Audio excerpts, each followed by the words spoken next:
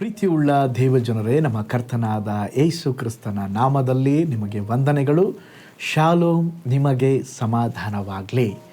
ಈ ದಿನ ದೇವರ ವಾಕ್ಯದ ಧ್ಯಾನಕ್ಕಾಗಿರುವಂಥ ವಿಷಯ ಹದ್ದಿನಂತೆ ಬಲ.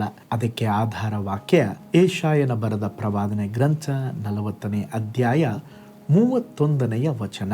ಯೆಹೋವನನ್ನ ನಿರೀಕ್ಷಿಸುವರು ಹೊಸ ಬಲವನ್ನ ಹೊಂದುವರು, ಹದ್ದುಗಳಂತೆ ರೆಕ್ಕೆಗಳನ್ನು ಚಾಚಿಕೊಂಡು ಏರುವರು, ಓಡಿ ದನಿಯರು, ನಡೆದು ಬಳಲರು.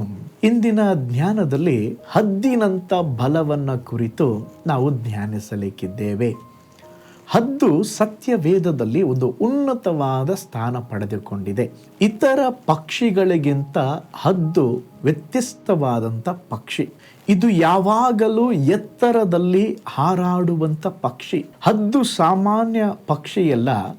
ಅದು ಎತ್ತರಕ್ಕೆ ಹಾರುವ, ಬಿರುಗಾಳಿಯ ವಿರುದ್ಧ ಹೋರಾಡುವ ಮತ್ತು ಹೊಸ ಬಲವನ್ನು ಪಡೆದುಕೊಳ್ಳುವಂಥ ಪಕ್ಷಿಯಾಗಿದೆ. ದೇವರು ನಿಮ್ಮ ಬದುಕನ್ನು ಕೂಡ ಹದ್ದಿನಂತೆ ಮಾಡಬಲ್ಲರು. ಹದ್ದು ಬಿರುಗಾಳಿಯಿಂದ ಓಡೋದಿಲ್ಲ, ಅದನ್ನು ಉಪಯೋಗಿಸಿಕೊಳ್ಳುತ್ತದೆ. ಇತರ ಹಕ್ಕಿಗಳು ಮಳೆ ಬಂದರೆ ಅಡಗಿಕೊಳ್ಳುತ್ತದೆ, ಆದರೆ ಹದ್ದು ಆ ಗಾಳಿಯ ಬಿರುಗಾಳಿಯನ್ನು ತನ್ನನ್ನು ಮೇಲಕ್ಕೆ ಎತ್ತುವ ಒಂದು ಬಲವಾಗಿ ಬಳಸುವಂಥದ್ದಾಗಿದೆ. ನೀವು ಎದುರಿಸುತ್ತಿರುವ ಸಮಸ್ಯೆಗಳು, ಒತ್ತಡ, ವಿರೋಧ, ನೋವು, ನಿರಾಶೆ ಇವು ನಿಮ್ಮನ್ನು ಕೆಳಗೆ ತಳ್ಳಲಿಕ್ಕೆ ಅಲ್ಲ ರೀ, ನಿನ್ನನ್ನು ಮೇಲಕ್ಕೆ ಎತ್ತಲು ದೇವರು ಬಳಸುವಂಥ ಒಂದು ಗಾಳಿ ಎಂಬುದಾಗಿ ನಾವು ತಿಳಿದುಕೊಳ್ಳಬೇಕು. ಈ ಹದ್ದು ಕೆಳಗೆ ನೋಡುವುದಿಲ್ಲ, ಎತ್ತರದಲ್ಲಿ ನೋಡುತ್ತದೆ. ಹದ್ದು ಎತ್ತರಕ್ಕೆ ಹಾರುವ ಪಕ್ಷಿ, ಅದು ಗದ್ದಲದಲ್ಲಿ ಹಾರಲ್ರಿ, ಎತ್ತರದಲ್ಲಿ ಶಾಂತವಾಗಿ ಹಾರ್ತದೆ. ನೀನು ಕೂಡ ಜನರ ಮಾತುಗಳಿಗೆ, ಸಮಸ್ಯೆಗಳ ಗೊಂದಲಕ್ಕೆ, ಭಯದ ಚಿಂತೆಗಳಿಗೆ, ಅವ್ರು ಹಿಂಗೆ ಹೇಳಿದ್ರು, ಇವರು ಹಿಂಗೆ ಹೇಳಿದ್ರು ಪಾಸ್ಟರ್ ಎಂಬಂಥ ಯಾವುದೇ ಕಡೆಗೆ ಕೂಡ ಕಿವಿಗೊಡದೆ ಎತ್ತರವಾಗಿ ನೋಡು, ದೇವರ ಕಡೆಗೆ ನೋಡು. ಆಗ ನಿನ್ನ ದೃಷ್ಟಿ ಬದಲಾಗುತ್ತದೆ. ನಿನ್ನ ದೃಷ್ಟಿ ಬದಲಾದರೆ ನಿನ್ನ ಬಲವು ಬದಲಾಗುತ್ತದೆ.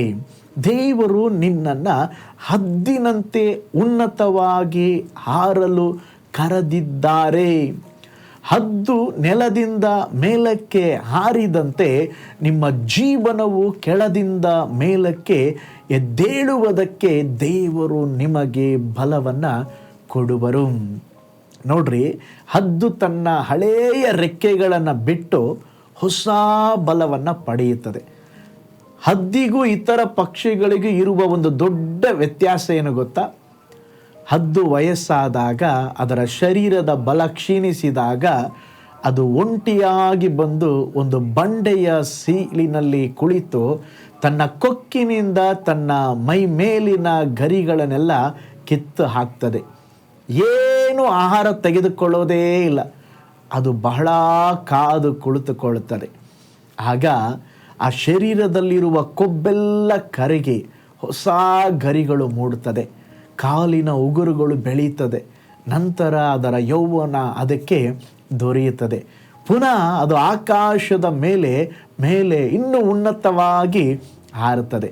ಅದೇ ರೀತಿ ಒಬ್ಬ ವಿಶ್ವಾಸಿಯು ಆತ್ಮದಲ್ಲಿ ಸೋತು ಬಲ ಕಳಕೊಂಡಾಗ, ಉಪವಾಸದಿಂದ ದೇವ ಸಮ್ಮುಖದಲ್ಲಿ ಕಾದು ಕುಳಿತುಕೊಳ್ಳುವಾಗ ಅವನ ಆತ್ಮ ಪುನಃ ಚೈತನ್ಯ ಹೊಂದುವಂಥದ್ದಾಗಿದೆ. ಹದ್ದು ಒಂದಿಷ್ಟು ಸಮಯದಲ್ಲಿ ಪ್ರತ್ಯೇಕವಾಗಿರುತ್ತದೆ, ಹಳೆಯ ರೆಕ್ಕೆಗಳನ್ನು ಬಿಟ್ಟು ಹೊಸದನ್ನು ಪಡೆಯುತ್ತದೆ. ಆ ಸಮಯದಲ್ಲಿ ಅದು ದುರ್ಬಲವಾಗಿರುತ್ತದೆ, ಆದರೆ ನಂತರ ಅದು ಬಲ ಪಡ್ಕೊಂಡ ಮೇಲೆ ಬಲಿಷ್ಠವಾಗ್ತದೆ. ಅದೇ ವಿಧದಲ್ಲಿ ನಮ್ಮ ಜೀವಿತದಲ್ಲಿ ಸಹ ಒಂದು ಆತ್ಮೀಕ ಜೀವಿತದಲ್ಲಿ ಒಂದು ನವೀಕರಣ ಬೇಕಾಗಿದೆ. ಹಳೆಯ ನೋವುಗಳನ್ನು ಬಿಟ್ಟು ಬಿಡ್ರಿ, ಹಳೆಯ ಭಯಗಳನ್ನು ಬಿಟ್ಟು ಬಿಡ್ರಿ, ಸೋಲಿನ ಮನೋಭಾವವನ್ನು ಬಿಟ್ಟು ಬಿಡ್ರಿ. ದೇವ ಪ್ರಸನ್ನತೆಯಲ್ಲಿ ಕಾದಿದ್ದು ಒಂದು ಹೊಸ ಬಲವನ್ನು ಎದುರು ನೋಡ್ರಿ. ಅದಕ್ಕೆ ಬೈಬಲ್ ಹೇಳ್ತದೆ, ಯೆಹೋವನನ್ನು ನಿರೀಕ್ಷಿಸುವವರು ಹೊಸ ಬಲವನ್ನು ಪಡೆಯುತ್ತಾರೆ.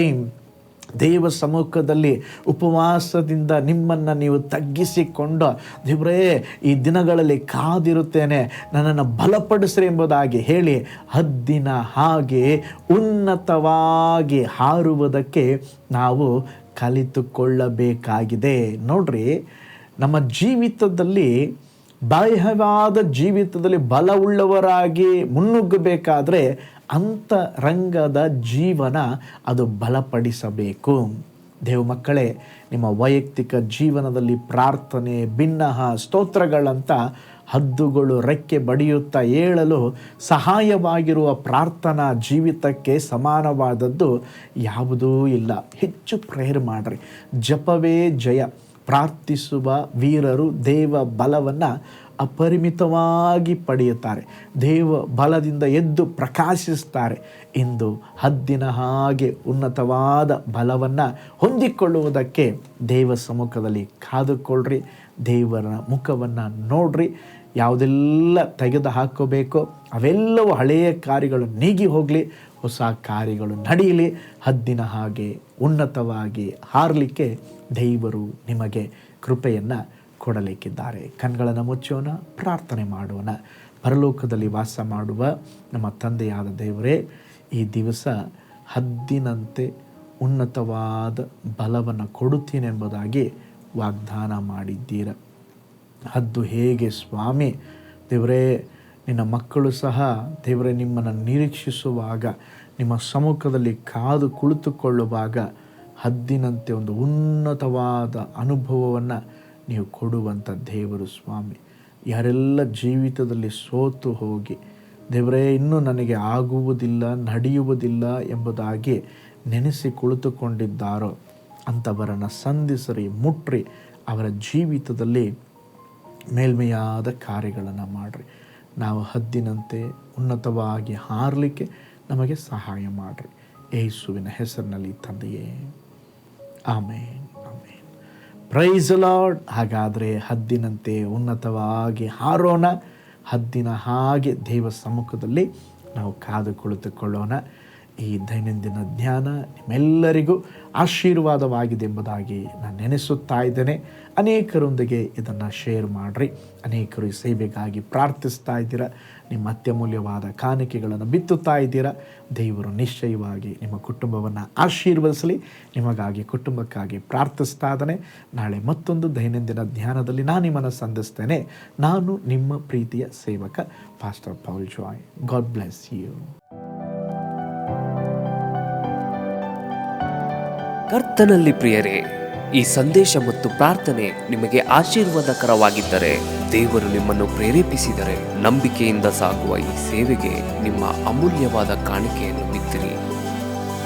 ಪ್ರೀತಿಯ ದೇವಜನರೇ, ವಾಯ್ಸ್ ಆಫ್ ಹೋಪ್ ಮಿನಿಸ್ಟ್ರಿಯ ವತಿಯಿಂದ ಕೋರಮಂಗಲದಲ್ಲಿ ಪ್ರತಿ ಭಾನುವಾರ ಬೆಳಿಗ್ಗೆ 9:30ಕ್ಕೆ ಕನ್ನಡ ಆರಾಧನೆ ನಡೆಯುತ್ತಿದೆ. ಆತ್ಮಭರಿತವಾದ ಆರಾಧನೆ, ಮನಮುಟ್ಟುವ ಸಾಕ್ಷಿ, ಬಲಪಡಿಸುವ ದೇವ ಸಂದೇಶ. ಬನ್ನಿ, ನಮ್ಮೊಂದಿಗೆ ಭಾಗಿಯಾಗಿ ಕರ್ತನನ್ನು ಆರಾಧಿಸಿರಿ. ನೂತನ ತಿಂಗಳ ಆಶೀರ್ವಾದ ಕೂಟ ಪ್ರತಿ ತಿಂಗಳು ಮೊದಲ ದಿನ ಸಂಜೆ 7 ಗಂಟೆಗೆ. ಪ್ರತಿ ತಿಂಗಳು 2ನೇ ಶನಿವಾರ ಬಿಡುಗಡೆ ಉಪವಾಸ ಪ್ರಾರ್ಥನೆ ಕೂಟ ಬೆಳಿಗ್ಗೆ 10:30ಕ್ಕೆ. ನಿಮಗಾಗಿ ಪ್ರಾರ್ಥಿಸಬೇಕೆ? ನಿಮಗೆ ಯಾವುದಾದರೂ ಪ್ರಾರ್ಥನೆ ಮನವಿಗಳು ಇರುವುದಾದರೆ ಕೆಳಗಿನ ನಂಬರಿಗೆ ಕರೆ ಮಾಡಿ ಅಥವಾ ವಾಟ್ಸಪ್ ಮಾಡಿ. ಈ ಆತ್ಮಿಕ ಸಂದೇಶಗಳು ನಿಮಗೆ ಆಶೀರ್ವಾದಕರವಾಗಿದ್ದರೆ ಲೈಕ್ ಮಾಡಿರಿ.